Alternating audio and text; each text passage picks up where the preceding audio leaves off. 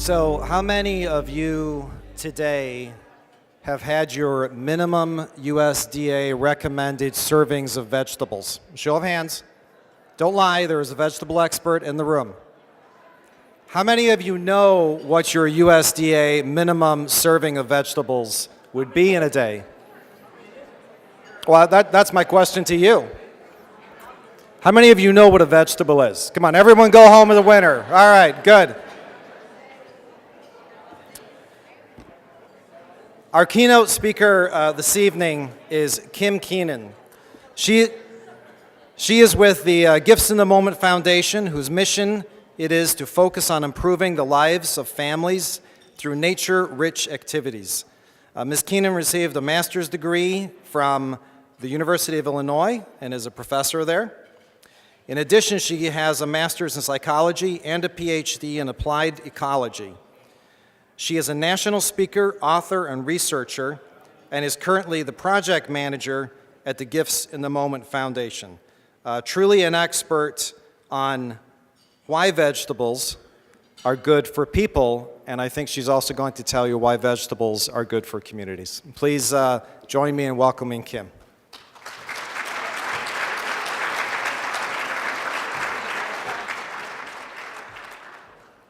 Good evening. When I was asked to come tonight, of course, I did the speaker thing and thought, okay, I'll come up with a nice, rousing PowerPoint, which everybody loves. And then I was I was approached by my friend Leslie McKnight over here with the city of Peoria, yay, who says, you know, they don't really want to see all that. My bit of wisdom to you is they just want to connect to you. So I'm sitting there eating my chocolate.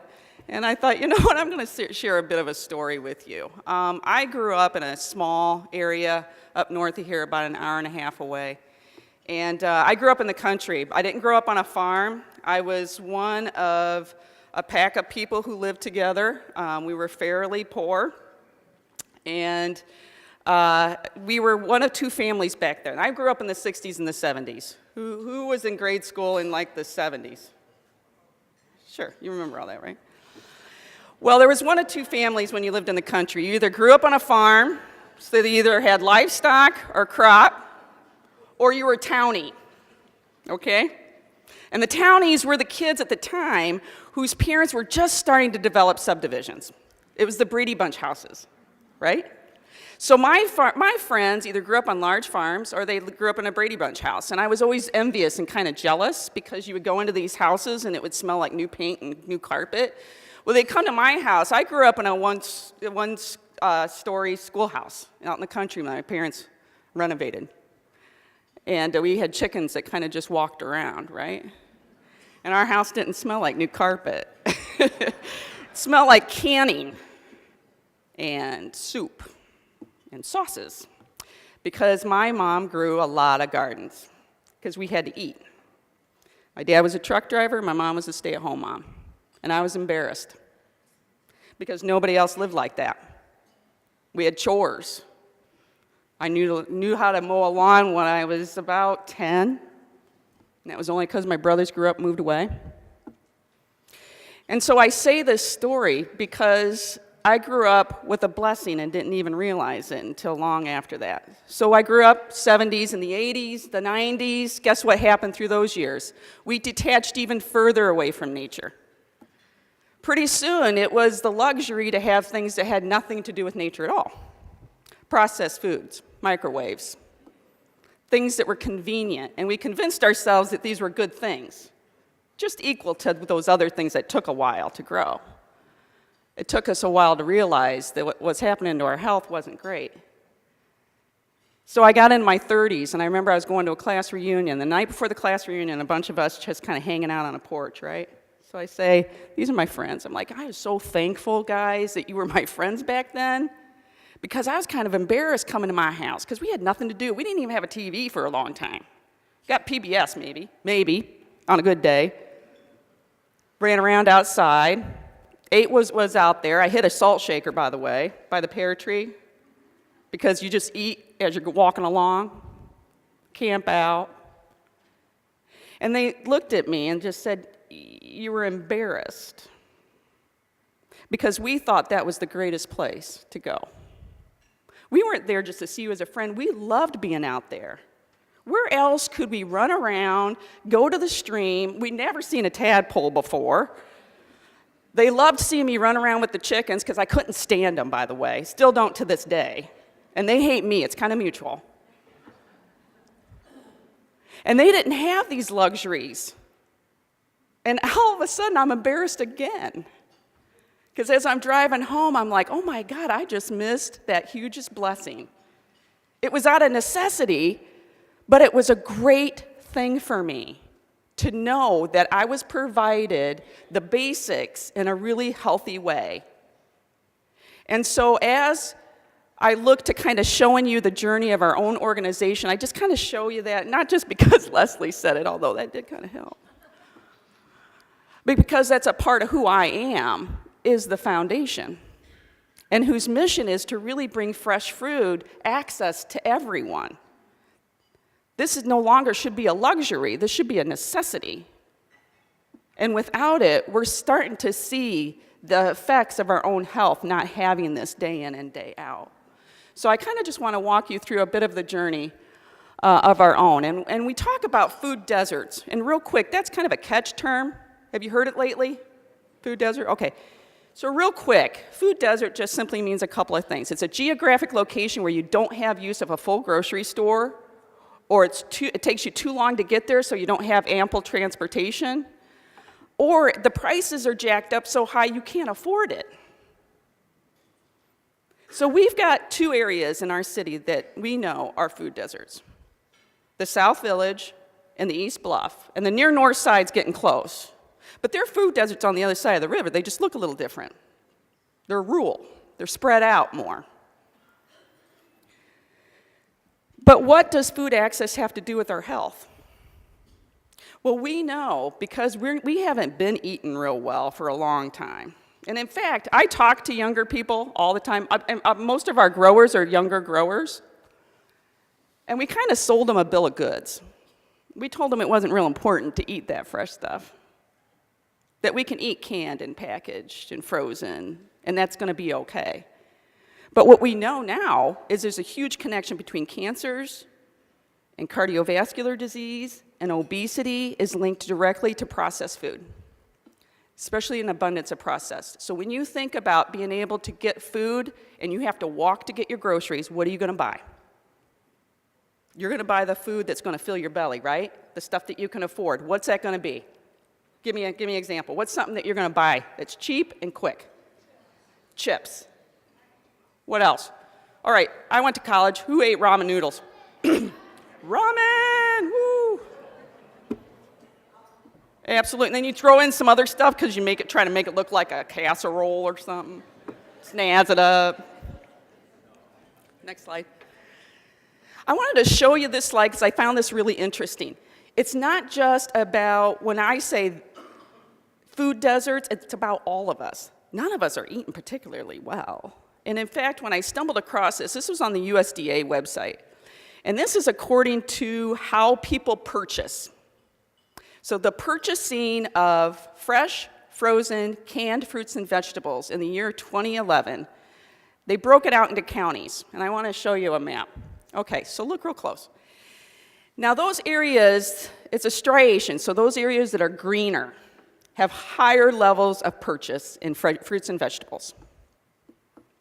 The whiter the areas, the lower. And in fact, we're below 20th percentile in the Tri-County area, outside of a near northwest area of Peoria. So that's all households. So those are even people who have access, still aren't buying them. So what's an assumption you can make? If you're not buying them, you're probably not eating them, because how else are you going to be eating them unless you're growing them at your house?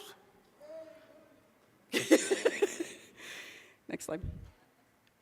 So I want to talk a little bit about what we're doing. Our organization really does head up the success of being to improve accessibility of fresh produce. And we're doing that in a way that 5 years ago we started implementing community gardens, mostly on the South Village side. And those community gardens, by the thankfulness of a lot of partnerships, and I'm gonna kind of give a shout out to the Police Department Explorer program in particular, because they walk alongside of us, and it's really nice having like 17, 18-year-old boys haul compost bags, because I am not that. In fact, if you garden in your 50s, apparently you get down, you don't get back up real well. Next slide. In our area, in our Tri-County area, based on SNAP benefits. Now, these are households that SNAP is what we used to consider the old food stamps, okay? This is broken out into a number of households. Here in Peoria, we're running about 23.4% of our households are on SNAP benefits. So these are families that require governmental assistance to meet their food needs. Next slide. Our goals are to promote access. So what we're doing this year, and again, I'm going to give another shout out to the city of Peoria, Councilwoman Moore in particular, for heading up the South Village Committee to take a look at how we were going to do this. When all these grocery stores in the South Village, it still was a food desert, even when it was there. That's a fairly large area anyway, logistically. So people that have to ride bikes or walk or take a bus, that's kind of far for them. Then guess what happened a year ago? Well, Aldi's left. It was a business decision, I get that. But it leaves us really vacant. And so what we did 3 years ago is we implemented an urban farmers market. That was an at-will market where we took all the produce from all the community gardens that we had and we gave it at will. If you had money and you wanted to give it, fine. If you didn't, that's fine too. So in the combination of 3 years, we've given away about 17,000 pounds. This year, we're looking at mobile market. Now, this isn't a brand new concept. It is for us here, but it isn't in all other areas. So what this is taking fresh produce, and we put it into different drop sites, like a bus would. It's a mobile market. And it's not just our produce that we grow, but we have growers that grow with us. These are people who are trying to provide for their families. So we have 5 drop sites. We call these fresh food stops. And really what it is at these stops, there are bus signs, literally, that look like little bus signs, and it tells you when the stop is. So once a week, through our growing season, which is 22 weeks, that mobile food van will be there. You can depend on it. So I want to kind of go through real quickly what that mobile food van will do. It's an easy way for CSA members to pick up shares. Has anybody heard of CSA before? Our organic people over here have, right? Okay. Which is really kind of interesting when I talk about a detachment, is that CSAs have been around for about 25 years on our coastal states. We live in the heart of the Midwest. Our ground is more fertile than any other ground on the planet, and we grow less consumable produce. We grow crops for feed and processing.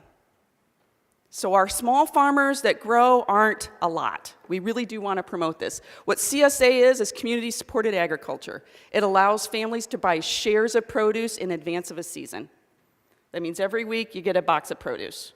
What's in that box, we can guarantee, is extremely fresh and grown within 70 miles of our hub. Less than a week turnaround. The other thing is that van's a mobile market. You don't have to be a CSA member to get something. If you know that van is at Epic and that's on your way home, you can pick up a couple of tomatoes and a pepper. The other thing about that van, and I'll talk a little bit in a minute, it takes cash and SNAP. If you got a link card, we'll run it through. Next slide. It offers nutrition education. We would not be able to go this far if it wasn't for their partnerships. Bradley University is a huge partnership that we've had over the years, especially the Bradley Dietetics Department. Those interns are our educators. So we teach them, they teach us. They'll be on that van with us. They'll provide nutrition education. Recipes will go with every single fresh produce of the week so that people will start to know how to cook with fresh produce. Now, some of you that were raised like me, you might know. A lot of us weren't. And in fact, the literacy on what fresh produce is pretty low, as a matter of fact. We're also embarking on research. Now, this is a really interesting thing with Bradley. We do know that having mobile food vans improves access to fresh produce. Research has shown that. What we don't know is, does it change the way people eat? So we might do great by giving people produce, but we don't know if people are actually eating it. So what this research will do is start taking a look at people's consumption levels that happen to come to the van. We'll also have Buy Fresh, Cook Cheap cooking classes. These are free classes. There's a series of 6. You don't even have to come to the series in a row. They'll be held at our partner host sites. Food budgeting, cooking, prepping, freezing, all of it will be there. At the end of it, if you come to all 6, guess what you get? Free bag of groceries. So there's an incentive, and I don't care who you are. Because guess what? There are people who can't afford good food, and it's not always the people you think. They might be your neighbor, by the way. The 2015 classes are going to be held at Neighborhood House, Taft Homes, Harrison Homes, Sterling Towers, and Epic. The other really cool thing about the van. So I talked to you about the Urban Farmers Market. This is what we're going to do. We're going to take the Urban Farmers Market on the road. So with those mobile vans, every mobile van will have a Growing It Forward produce, which means free. Not only do our community gardens fold into that, but we've got some wonderful people who grow at home. They grow at their church. They grow at their schools. They provide us produce. So if I come to the van and I pick up a couple of tomatoes and a pepper for supper, Growing It Forward might be a bag of free cucumbers. So not only does it promote eating things that I wouldn't normally eat, but it allows my food dollar to stretch that much further. And urban growing kits. What was the number one thing on the feud? Y'all were watching that, right? What was it? Growing gardens. Why is that so important? It's because they're pretty? Well, they are pretty, I will give that. It's because if you green up an environment, there's a couple of things that it does. It softens your environment without you even knowing it. Less concrete is good. And the better the green, the better you breathe. In fact, they did a really cool study in Cabrini Green in Chicago. And they took a look at the apartments that faced a tree as opposed to the apartments that faced the parking lot. Guess who had less mood disorders? The ones facing the tree. When you're zoned out and you need a break, where you're zoning out to? You got a window where you work or something? You zone out to the window, right? If you're in school and you were like me and you zoned out a lot, where'd you go? Out to the window. It naturally calms you. So we've got growing kits, and we're trying to promote people to grow at home. So we'll give them container gardens. Even if they live in an apartment, guess what? You can grow in a recyclable bag, by the way. I've done it with peppers and tomatoes. Get some compost, throw in some dirt, you're good to go. Community collaboration is a must. We've been fortunate to be a part of a collaboration that was spearheaded by the Peoria County Health Department. It's called Healthy Peoria. Our other partnering organizations are Holt Center for Healthy Living and the Peoria Area YMCA.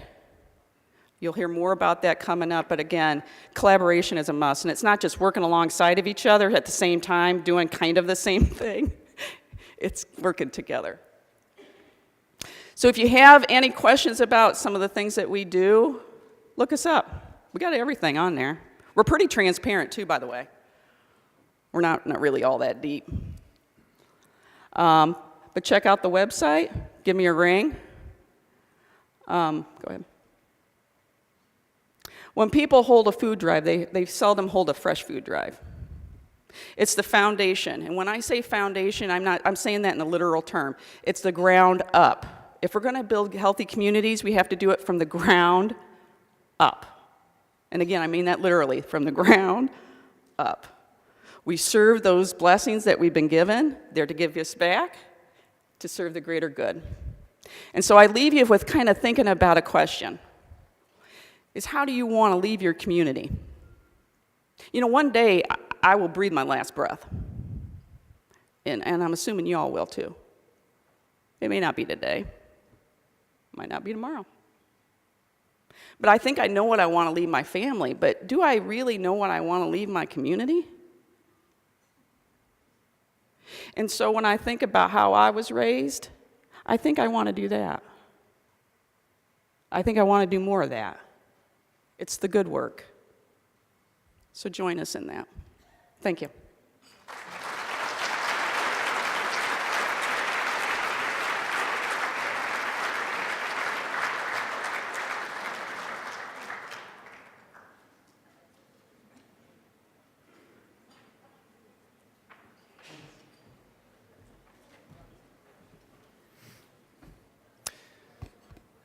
Thank you, Kim. For all of you who didn't eat your vegetables, I hope you feel really bad now. So now we move on to the award section of the program. The first award up is the Ted Bannon Brick Award, and this will be presented by Councilman Chuck Graham.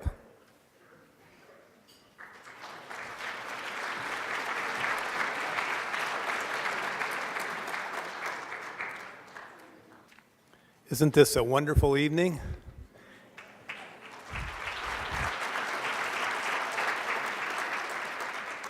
The mayor and I knew something was up when the size of the room wasn't going to absorb all the people who were going to come. So this is a great sign for Peoria.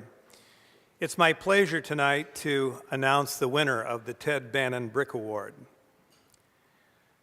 The Ted Bannon Brick Award is given to a citizen who engages civic leaders in the completion of specific neighborhood improvement projects. The nominee has contributed so much time and energy and resources to improve the quality of life in the neighborhood. The nominee has been president of a neighborhood association, is a long-standing member of the Neighborhood Alliance and a member of the Litter Committee, where the nominee has assisted in many neighborhood cleanups and has assisted in serving lunch to volunteers during the annual Illinois River Sweep. The nominee has also been a member of this Banquet's Planning Committee. The nominee has attended all the civic programs that the city and county offer to the public, such as the Citizen Police Academy and the county's Leadership Academy. Shining light in the nominee's neighborhood work through is the neighborhood park that the nominee and her husband created and have worked so hard to make accessible to both their neighbors and to young people. The nominee and her husband were also instrumental in the construction of a community building at the park, which is open to neighbors and community groups. The nominee has attended many of the annual regional neighborhood networking conferences. In 2012, at the conference in Fort Wayne, Indiana, the nominee received the Stella Stewart Good Neighbor Award for her neighborhood advocacy. The hundreds of hours of blood, sweat, and tears that the nominee has devoted to her neighborhood and the city makes her a well-deserving nominee for this award. Ladies and gentlemen, it's my honor and supreme privilege to present this year's Ted Bannon Brick Award winner, Bernadine Nolan.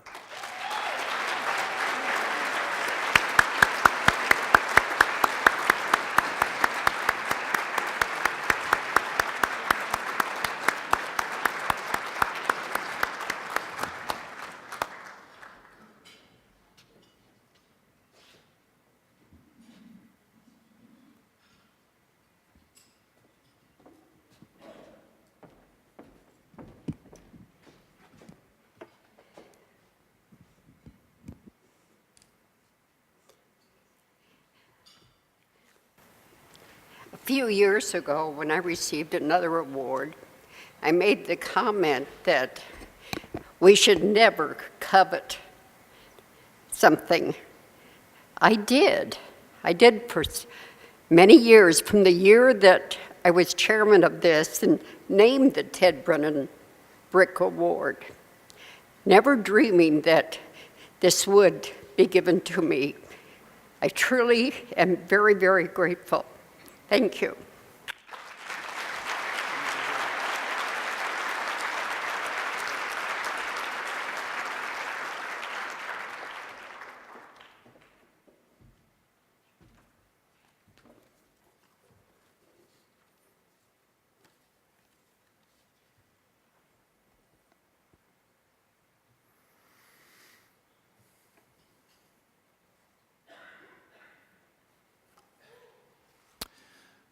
The next award is the Richard Fuzzy Lenz Award, and that will be presented by Councilman Tim Riggenbach.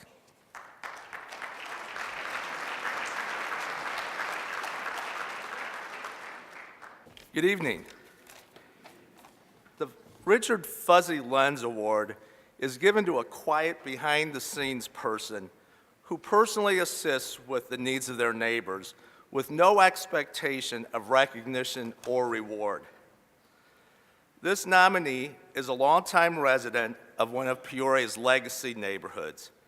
He's witnessed change from prosperous times to economic decline and blight. While many of the residents chose to leave, he and his wife dug in their heels and stayed. Not only did he continue to do the things that every good homeowner does, but he reached out to do even more. This nominee believes that children are our future. He spends the summer months working with the youth, teaching them skills and mentoring them to make projects using his tools and materials. He's provided a positive, constructive activity for them when school's not in session. This nominee has taken area youth to church with him and introduced them to God. Through his workshop and mentoring, he has become a beacon for many of the youth. As a master craftsman, this nominee has also spent decades putting those skills to good use, teaching the kids about tools and construction. But in 2013, his title gained a little more meaning as he began building little free libraries. These libraries operate on a take-a-book, give-a-book system. They're always accessible to the public and contain books for children as well as adults. This nominee has constructed 5 of these little free libraries so far, which are located at the East Bluff Community Center, the Boys and Girls Club, East Bluff Neighborhood Housing Service, and soon there'll be one at the Children's Home and Glen Oak Christian Church. He takes great care in the construction of these libraries, ensuring that they are weatherproof and that they will last for years to come. He paints them with the help of his family, and one of these libraries sports a patriotic theme in recognition of each branch of military service. Now, if you ask this nominee what he has done to give back, he would likely answer he is a veteran of the Korean War. In 2014, he had the good fortune to be escorted to Washington, D.C. through the Honor Flight program, where he was able to see and experience the monuments memorializing our nation's veterans. Hearing him speak about his experience with the Honor Flight is incredibly heartwarming and humbling. This nominee received the gift of thanks for his service to our country, and now it's time for him to receive the thanks for his service to the Peoria community, and specifically the East Bluff. It's my honor and privilege tonight to present the Richard Fuzzy Lenz Award to Herb Guess.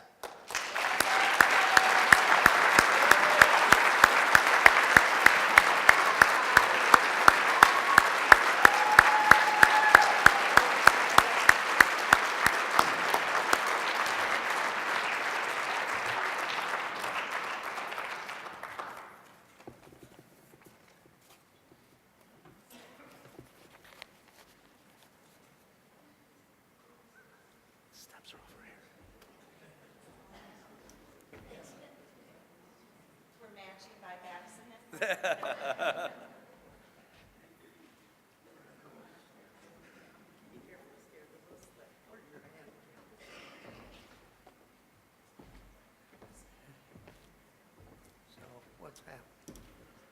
Herb, congratulations. Thank you.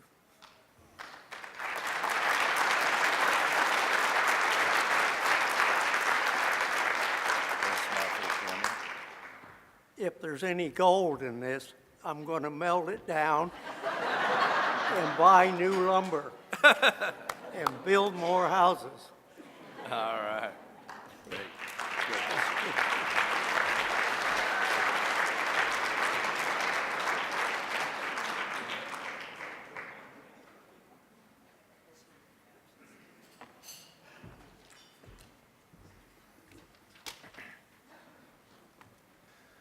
The next award for the evening is the Business Award, and this will be presented by Councilwoman Denise Moore.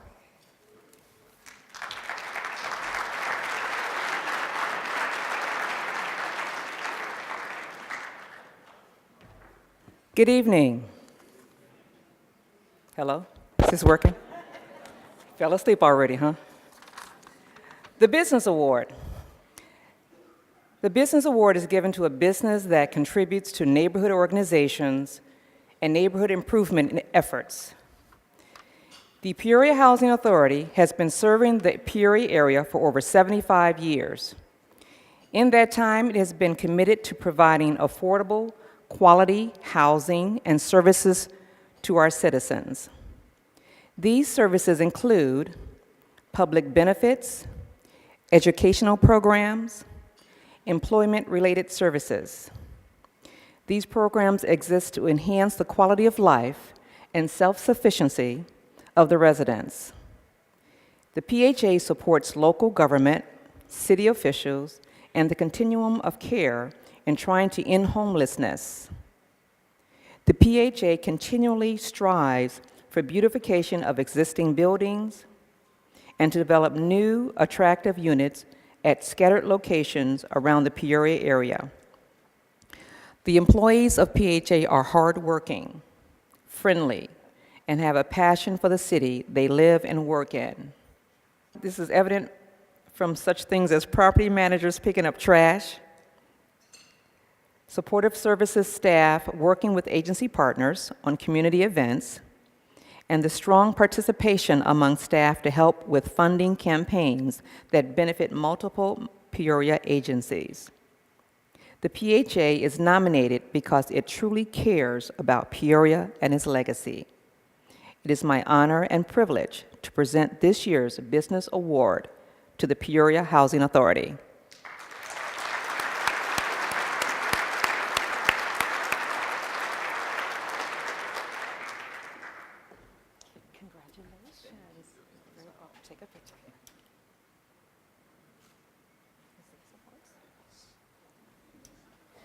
My name is Tim Kruger. I'm the Community Relations Manager for PHA. Brenda Coates, our CEO, really wanted to be here tonight, but she wasn't able to make it.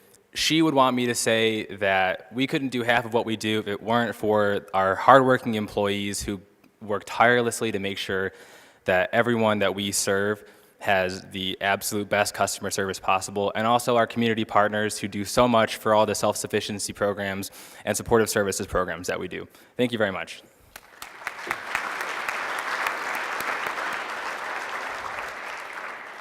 And now, Councilmember Jim Montalongo will present the Youth Award.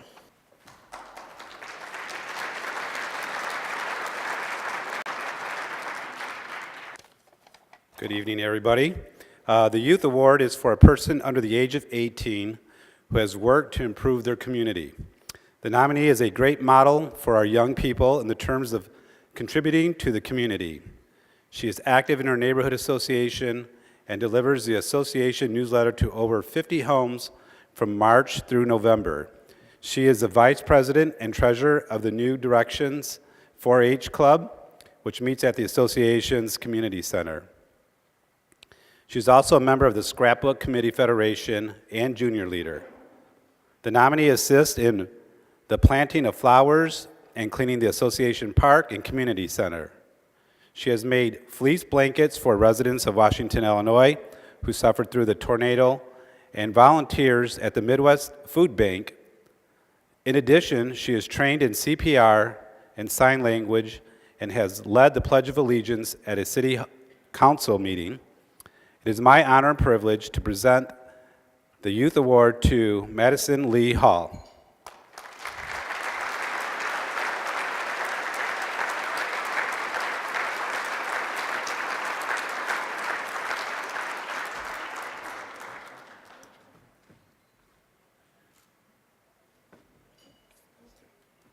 I would like to thank my great-grandpa Floyd Nolan and my great-grandma Bernadine Nolan for nominating me for this award. And if it wasn't for you guys, I wouldn't be here today. So thank you.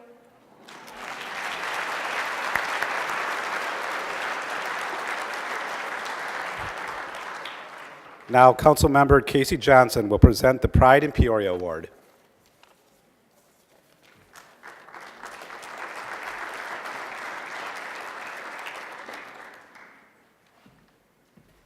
The Pride in Peoria Award is given to individuals, groups, or organizations that have made a significant contribution to improve the Peoria environment. A neighborhood garden was nominated for the award this year. Rather than describe the garden itself, the nomination lauds the impact of 3 men who have contributed to the success of the garden. These gardeners exemplify a level of commitment and service to the garden that can serve as a model for others. The journey they helped embark upon in 2010 was a vision to create a community garden involving local residents. Starting from scratch, they and other volunteers worked hard to develop garden plots on a small parcel of land owned by the Forest Hill United Methodist Church. The land is sandwiched between several residents' backyards and the church parking lot. Employing organic growing principles and devoting many weekdays, nights, and weekends, they have been instrumental in the creation of a thriving community garden with 48 vegetable garden beds tended by over 50 local gardeners. In addition, these 3 leaders developed a garden council which has supported the installation of a rainwater collection system, a fence to protect the garden from pests and critters, organic compost pits, and the creation of a natural prairie near the entrance to the garden. The cost to build the garden infrastructure is supported with contributions from the gardeners and other volunteers.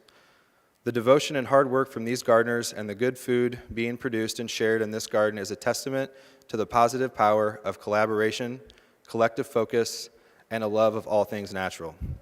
It is my honor and privilege to present this year's Pride in Peoria Award to Kurt Keller, Greg Barta, and Harry Elger.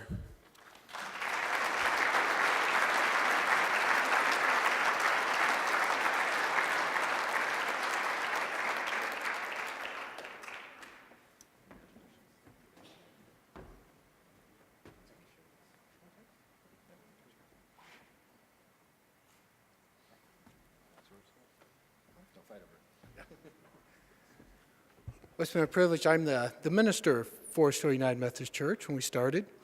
The great thing for the church, we don't have to mow that area. And it has been wonderful to see all the people coming. Very few members of the church are actually part of it. Loads of people in the community. So it's just a wonderful thing. So if you have a chance, we're just a block west of Von Steuben School. Walk through our parking lot, take a look.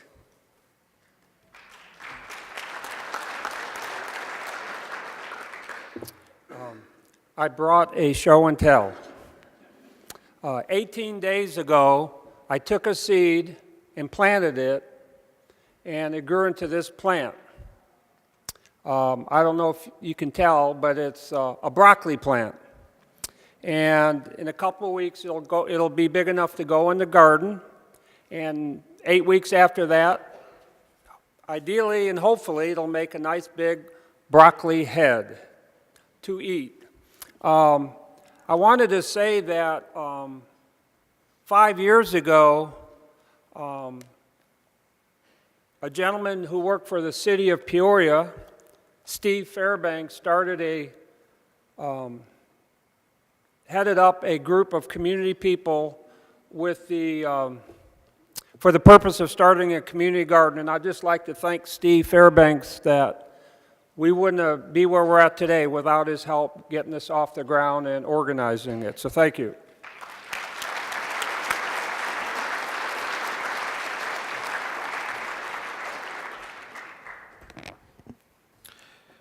And now Mayor Jim Ardis will present fittingly the Mayor's Award.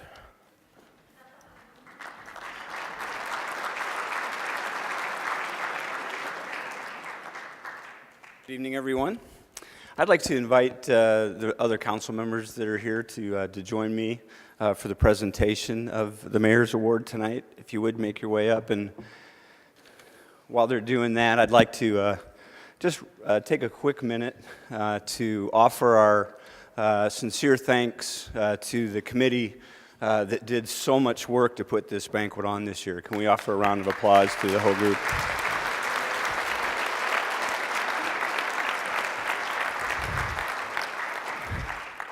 And I don't know if the kids from the Manual Academy Jazz All-Stars are still here, but what an outstanding performance tonight. They did a great job.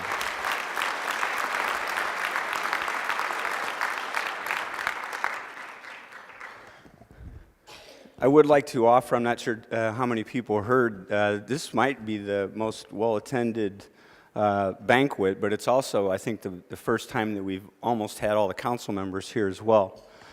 Which it's difficult to do, not just because we're a couple weeks away from an election, but just because there's always so many things going on. No, I'm serious. Everybody's really busy. And I would like to just make sure everybody knows, for those of you who didn't know, if you watched the council meeting on Tuesday night, Councilmember Akeson was really kind of struggling through with a cold, and I'm not sure if it's flu or what, but she's still not feeling very good. So I know that she was planning on attending tonight. She would definitely want to be here with us, and so we'll just hope that Councilwoman Akeson gets well, and the only reason she missed it is because she didn't want to infect half Peoria.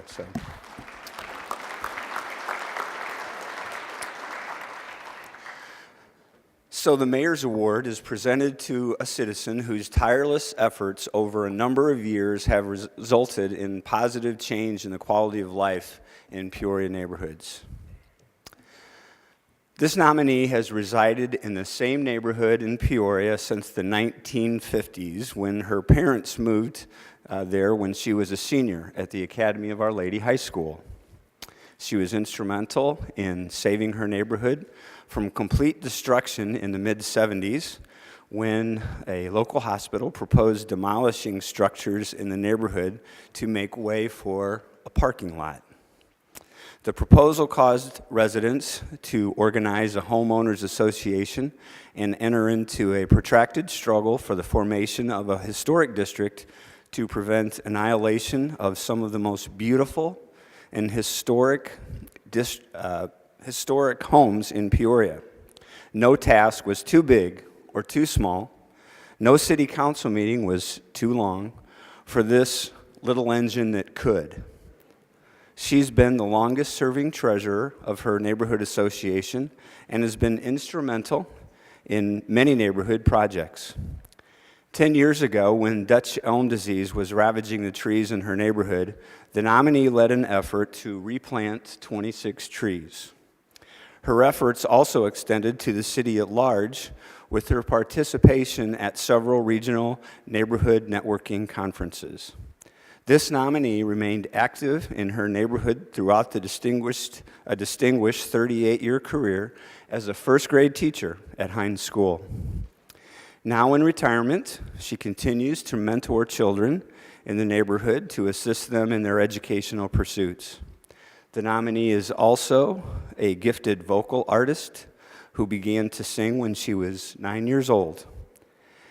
In 1948, while she was still a high school student, she was hired to be a vocalist with the Freddie Stevens Band, which traveled across the Midwest.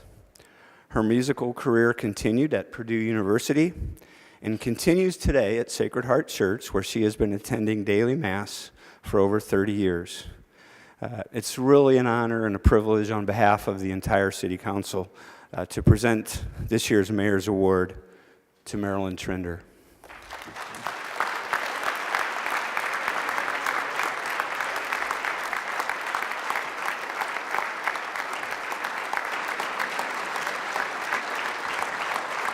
She's got legs.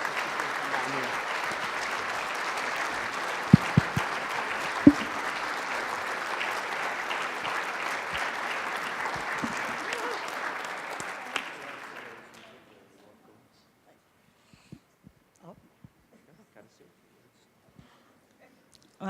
First of all, I think this is just a marvelous event. I have enjoyed every second of it, even before this. And I think all of you have worked pretty hard putting it together, and it shows. And I thank you very much for that lovely introduction. And I am very honored, very happy to accept this nice honor. So thank you all.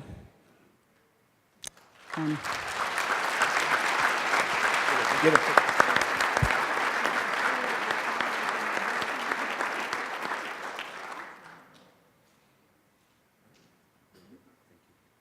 Thank you. Absolutely. Thank you. Now I would like to introduce Councilmember Chuck Weaver and Yvonne Fleming to make an announcement related to the RNNC. Thank you.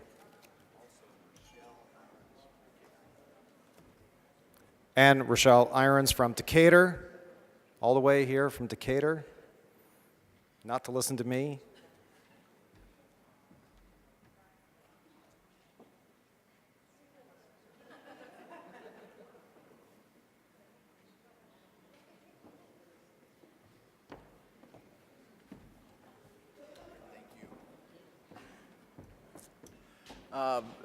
With a room full of volunteers, it's no secret how much impact can be done. I mean, our neighborhood leaders do an amazing job, and as you look at every table in this room, there are people that are making a huge difference in our community, and it's really important to us. But it's interesting that across the Midwest, the RNNC has leaders just like this in a lot of communities. And we were thinking, Yvonne and I have been talking about this for a while, is there some sort of recognition that can be done? Because we're specifically thinking about elected officials. And as you think of your council members that were up here, not just the district council members who are all doing an amazing job and are passionate about each of their districts, and I'm very sincere about that, and you all know that. Also, the at-large council members are sincere about that and care about their each of the neighborhoods. We were thinking about how could we work with the RNNC so that there could be recognition for elected officials, also for businesses and some other groups. And as I start speaking, this person doesn't know they're going to be recognized, but all of you will start to understand who will be recognized. Because as you think about council members and as you think about the impact they have on neighborhoods, there's one council member that I believe tops everyone for constituent services and is on top of it all the time with the phone calls he receives and how he follows up, how this person votes on Tuesday nights. And as soon as I say this, you'll know, and how he has monthly neighborhood meetings focused on neighborhood leaders. And that would be Councilman Turner, if you would please come up here.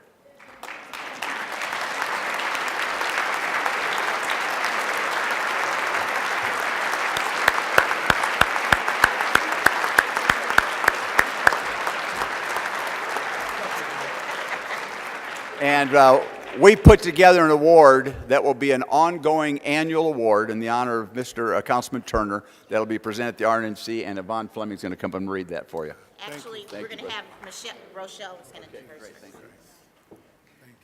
My name is Rochelle Irons, and I work for the City of Decatur. I'm Director of Neighborhood Services. I have been a steering committee member.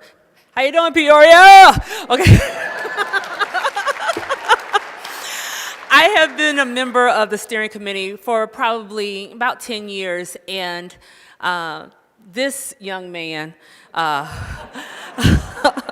stands out. He consistently supports our neighborhood organizations. We are a member of a 5-state region conference, and we get together once a year. And the conference, many of you know, moves from city to city. We hosted, I think, in 2009, and Peoria was the host last year. This year, we're going to Bowling Green, Kentucky. But Eric is consistently there to represent your city. He is a proud member of the city of Peoria and is always present and always putting the needs of the neighborhood residents. And I work with a lot of council members elected, and they come and go as elections come, and I'll be glad when April's over. But I just want to drive the highway and come a long way, because we go back and forth, because sometimes he really gets on my nerves. But I love him so much, and I just think as part of the Regional Neighborhood Network Conference, which we annually do support a resident, and we always celebrate a resident, we are now going to institute this award, and this award will go to an elected official, a business, or a group, and it will be called the Eric Turner Award. So I'm just so excited to do that.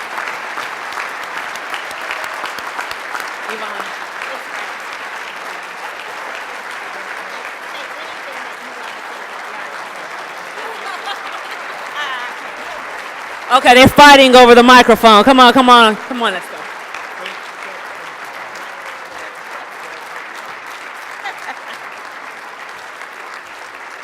Well, this award is very well deserved. And the Neighborhood Alliance, we are very excited to be presenting this. This, as Rochelle said, is going to be something that is going to continue on for the years to come.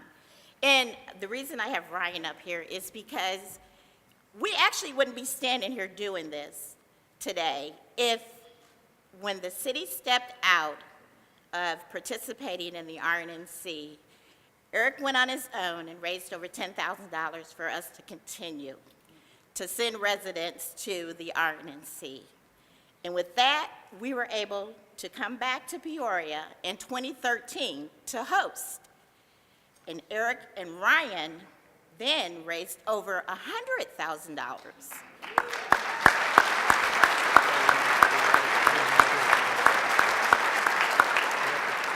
And with that being said, after all the bills were paid, we still have enough money left to continue going to the RNCs for approximately 5 years.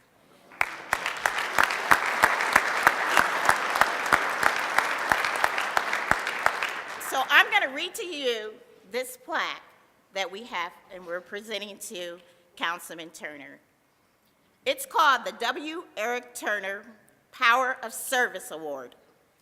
This award commemorates the inauguration of the W. Eric Turner Power of Service Award, which from thenceforth will be presented annually at the Regional Neighborhood Network Conference, RNC, to a neighborhood leader recognized for their exceptional contribution to the neighborhoods throughout service as an elected, appointed official, business, or groups. We honor your dedication and commitment to improving the lives of people and empowering our communities to become a safer and a better place to live.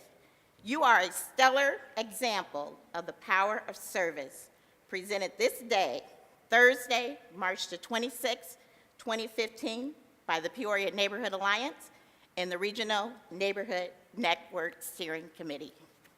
And this is yours. Congratulations. He's got a speech prepared. Oh, he does. Didn't know it was happening. He's Chuck, always got a speech. Chuck just told me, he says, make this as long as any of our council meetings. So, you know, I just want to say a couple of words. You know, in serving as long as I have on the council, I thought about a lot of things, but the thing that I truly believe in and think about is neighborhoods. And I thank each and every one of you for all the things you've done for me, because it gets me up every morning to say, I got that Thursday morning meeting, Chuck and I and Ryan and used to be Jim Montalongo. But we're going to continue to do this until you get tired of us, as long as we can. We want to make neighborhoods the best they can ever be. God bless you. I thank each and every one of you. And Michelle, thank you for, she came all the way from Decatur. And the last thing is that Ryan just asked, can we do this again next year, bring the RNC back here? So. You need to be in the middle. There you go, Ryan. Okay, Ryan, you're talking away.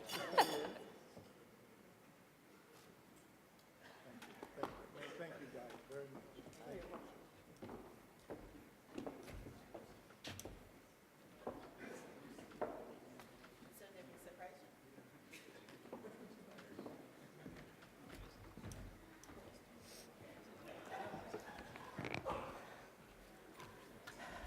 Well, I hope everyone had a good time.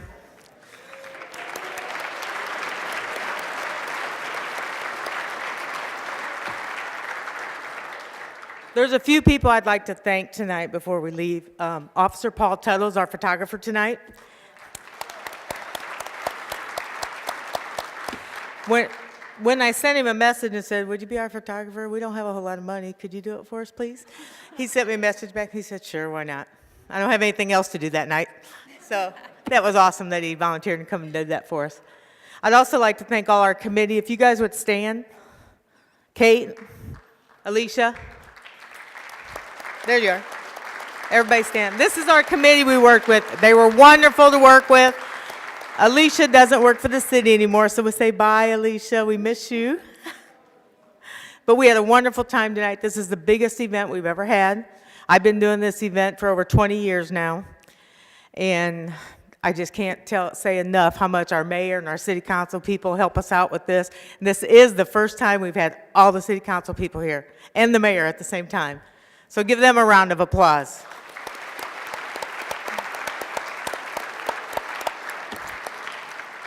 We would like to get one photo of all the winners after everything's done. If you would, where do you want them, Paul? Okay, right here in front of the stage. If you come up after the program, we'd like to get a picture of all the winners. Okay, we're going to have a prayer at the end with Reverend Garcia is going to come up and close the program with prayer. Thank you, everyone, for coming.